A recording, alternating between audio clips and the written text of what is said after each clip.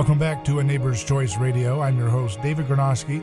Hope you're doing well as we are live on radio, on podcast, and on our website at neighborschoice.com. And we're joined now by a good friend of mine and a friend of the program. He's a geopolitical analyst, and as I like to have him on to understand what's going on with some of these volatile situations we're in around the globe. Sir Owen, how you doing, sir? Wonderful, David. It's a pleasure to be with you, as usual. Yeah, it's great having you back on. Now, I wasn't following the war front as closely this last week. I was out doing other things, talking about the public health issue at another state. But I kind of put one eye on it. I was looking a little bit, and it seems like things are getting in a much more precarious situation. Very concerning. We've been following this, and you've been warning about this for years before we got to this point. CNBC says Boris Johnson says Putin threatened him with missile strike and pre-call. Berlin rules out fighter jets for Kiev. You see another one that says Ukraine says Poland sending positive signals about providing F-16 fighter jets. I saw another headline suggesting Zelensky is desperate. He wants more money. They're worried they're about to lose this if they don't get more weapons faster. So what are you seeing? I know you've got a lot of different resources in your newsletter. Tell me what you're seeing, the latest in this front in the Ukraine conflict. Well, the first thing, of course, David, you're absolutely right. There's a lot going on. There's a lot of confusion about what's going on. The American Conservative, which is, well, a conservative, I guess it's one of our iconic conservative magazines, is now running an article yesterday, I think, is anybody telling the American people about the war, question mark. You know, you have the conservatives, when you have the absolute voice or the loudspeaker of the conservatives talking about their concern for the war, I think it's time for the American people to finally. I understand that everyone is busy. I understand we all have our work to do. I understand that everyone is pushing around their individual rock, trying to make a living and doing what they can to enjoy their lives. But if this thing that Washington is ginning up over in the Ukraine is potentially disastrous. I mean, tanks for the Ukraine once seemed unthinkable, but now they're asking for fighter jets, and apparently, I don't know if this is posturing. These countries saying they're going to provide tanks and whatever for Ukraine, because there's quite a long process in getting tanks to the Ukraine. You have a whole infrastructure of training people to drive them. When I was in the military, I think it was taking at least a year for the drivers to become familiar with the tanks that we had at that time. They were just introducing the jet engine, the Abrams, but they're quite complicated devices, and the maintenance of them is ungodly. When they throw a tread or do some, they're always, it seemed to me when we were working with them, and these are basically the same tanks, were throwing treads, having some sort of internal problem. And as you can imagine, getting into these tanks to repair things, they're so impregnable that they're difficult to get into to work with. So that whole training process. Yeah, it's a little hard to hear you. I don't know if the phone messed up or what there. I couldn't hear you the last bit. Oh, I'm sorry. Is that better? We were better. wandering away there? Yeah. Good. My comm system here is not working all that well today. But at any rate, there are a number of steps to take before the tanks get there. But the rhetoric is very concerning. The American conservative is concerned about it. But after you sift out all of this chatter and this static, as I say, all is really not well for the Ukraine. All of the mainstream media here, what we get and what most people get within their 30 minutes of news watching in the evening they're simply parroting the Ukraine propaganda. But all of this, if you think about it, is belied by Kiev's call for better weapons. I mean, this calling for better weapons simply means they're losing the war.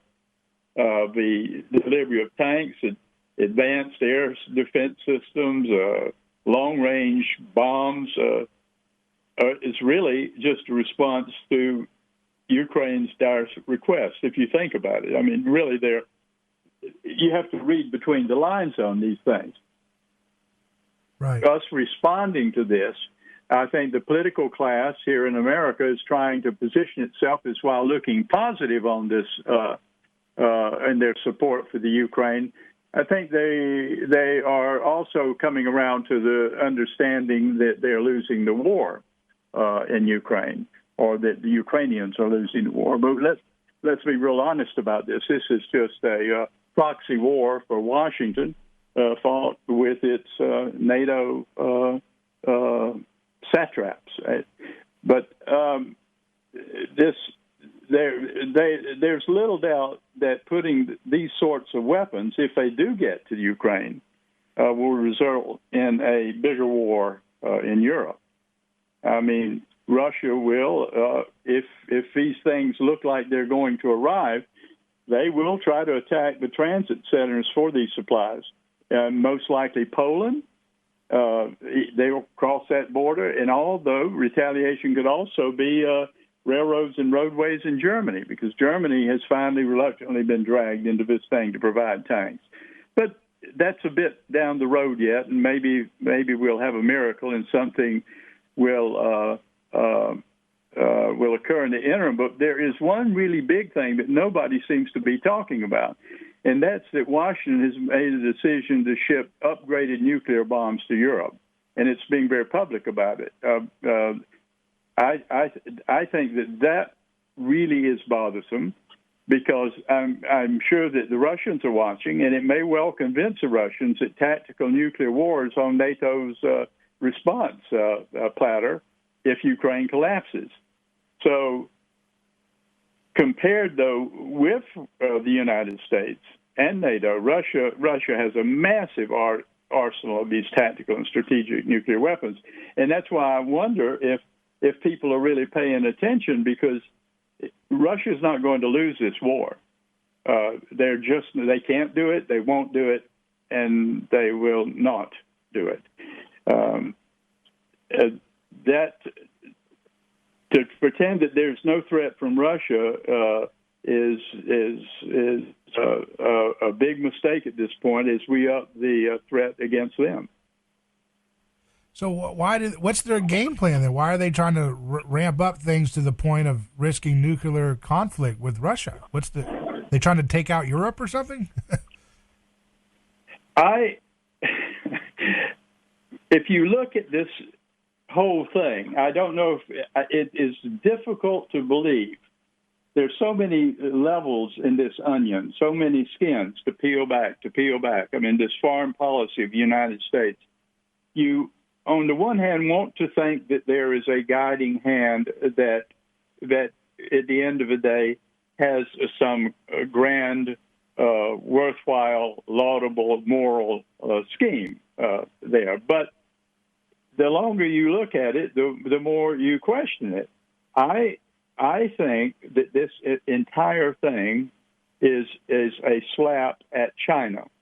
And I say that because I think that even though we have a proxy war going with Russia, the big play, which goes back, to Zbigniew Brzezinski, and when he opened up with China, he opened up with China with the hopes of keeping Russia completely and China at loggerheads. Well, that hasn't happened. And so now the policymakers have decided that China, and there's no question, China is a powerhouse. 1.4 billion people or so, give or take. And for China has absolutely taken over as the productive head of the world at this particular point. They have their schools are masterpieces. Their people are extraordinarily smart, and they're the most industrious people I've ever known or met. The Chinese, they're workaholics to the nth degree. They're outstanding human beings. They always have a goal of some sort in mind, and they're just right now handing us our lunch production-wise and development-wise. So I think that this entire thing is to debilitate Russia and to create, because Russia right now is China's gas station. It's providing with all the energy. It's right across the border. It's providing China with all the energy it needs to continue its production and growth. There's a great deal of national exchange of intellectual properties, of manufacturing expertise. Russia is a treasure trove of natural resources, of food, and so I think that this is all a back-end, perhaps a back-end attack on China to try to decimate Russia, to destroy but again, that this is running in exactly the opposite direction. The Chinese and the Russians are closer ever, and I believe China recognizes who its gas station is, and its interests are with Russia, and don't count on China not helping Russia if they really get into a crack, which they're not going to, I don't believe. But so there, as I say, it's various levels of the onion.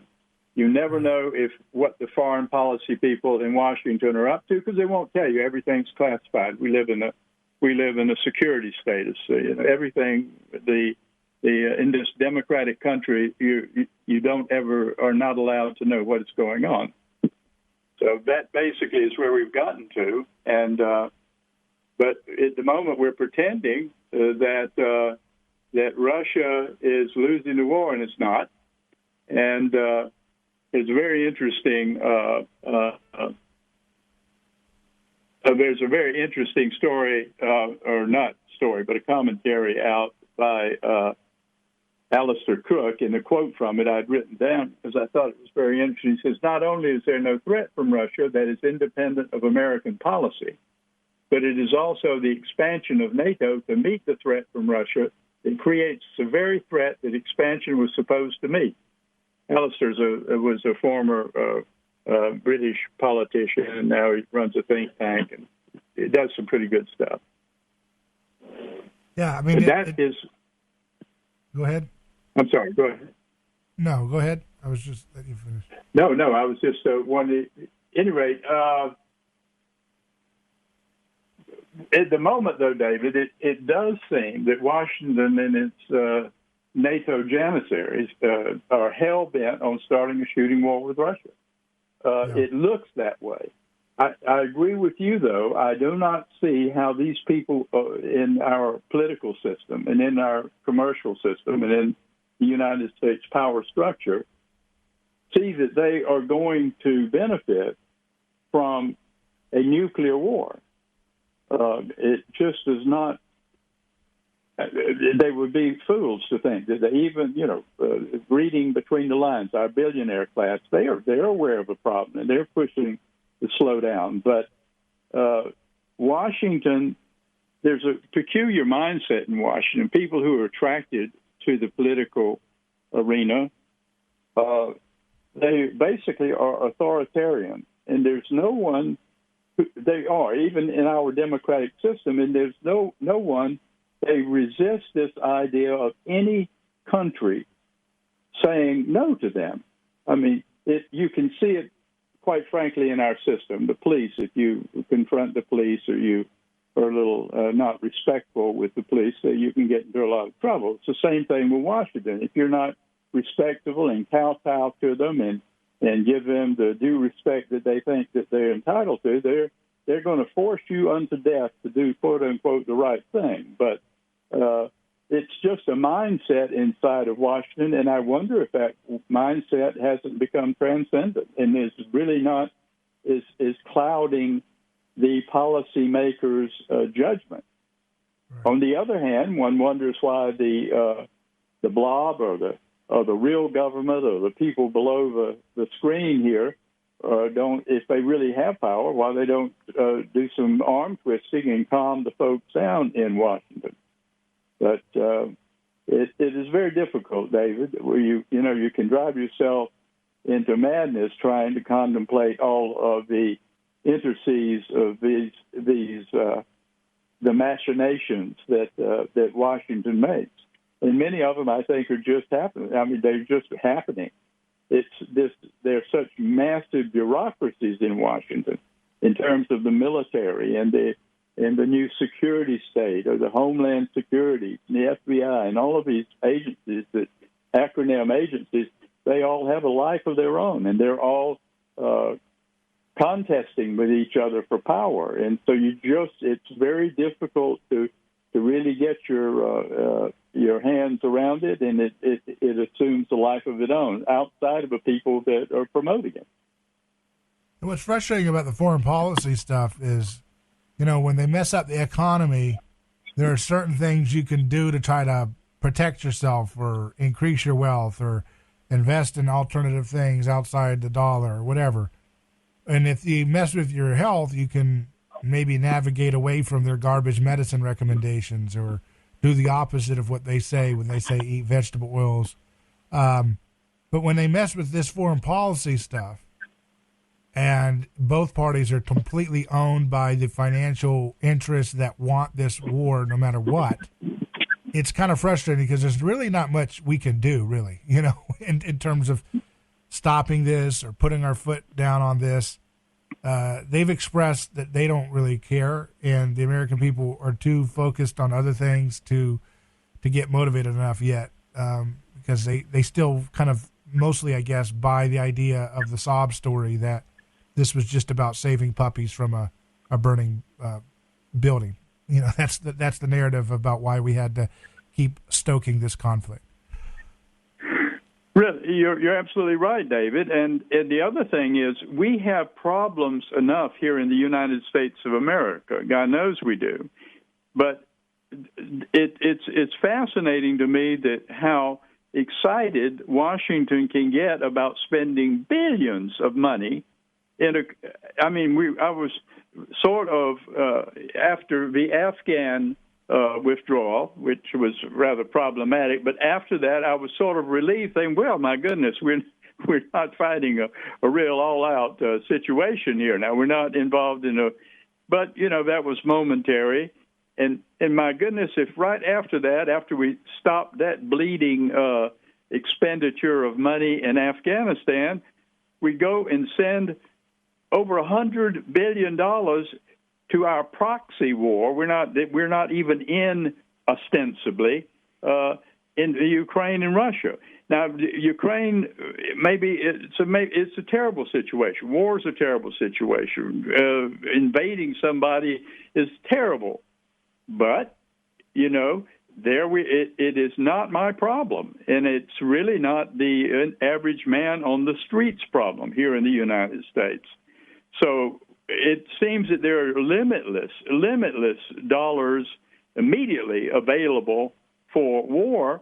But here we have all these zombie cities developing in America. We have, I have sympathy with these people wanting to come to America across the borders, but they're pouring in. We can't absorb them. It changes the national character of America.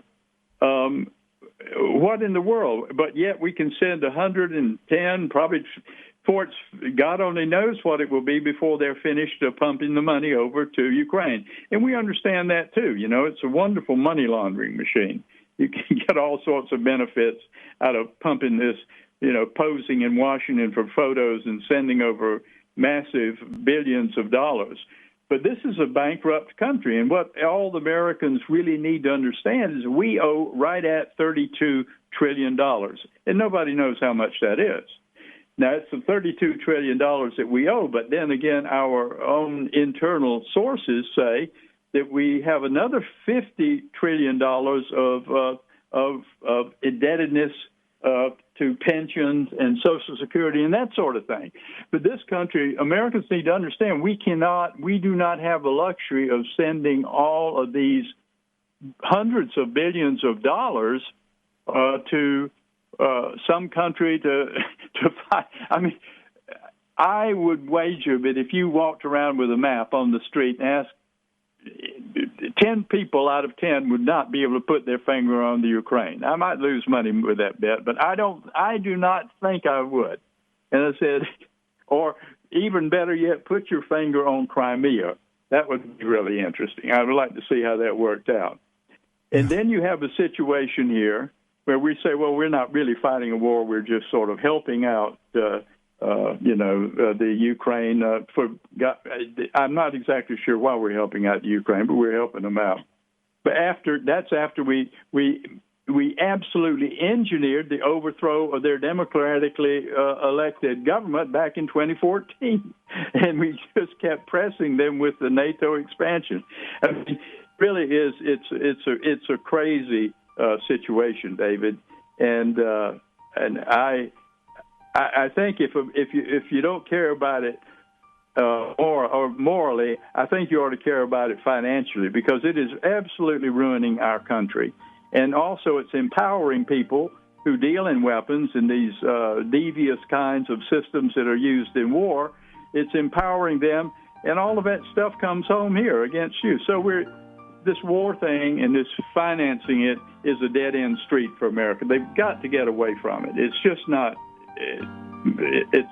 we were warned against it by our founding fathers, and sure enough, here we are. Yeah, it's a far cry from what they envisioned for this country, that's for sure. And it would be wonderful if we could retool our economy towards peace and vitality, invention, and discovery like we used to be. You know, when the Wright brothers were making flying airplanes and Henry Ford was creating the assembly line and all these different things, our economy was not totally geared towards perpetual war and regime change chaos. And I want us to be able to get that back, but it's going to take a little bit of a struggle to get there. So thanks again, Sir Owen, for joining us. Always a pleasure. Thank you, David. It's a pleasure to be with you. Always a fun. We'll talk soon. And that's it for Hour 1, folks. We'll continue in the next hour with Dr. Kate Shanahan, who's going to join us and give us her latest research and thoughts on how people can heal from toxic seed oils, these vegetable oil products, so ubiquitous. People are finding tremendous benefit from removing these things from their lives, but it's not the whole story. There's a lot more to it. We'll also hear from Surat Dasgupta, a writer at aneighborschoice.com, as we look at what Hindu mythology can share with us about feminism. Stay tuned for more when we continue live on A Neighbor's Choice. I'm David Gronowski. Godspeed.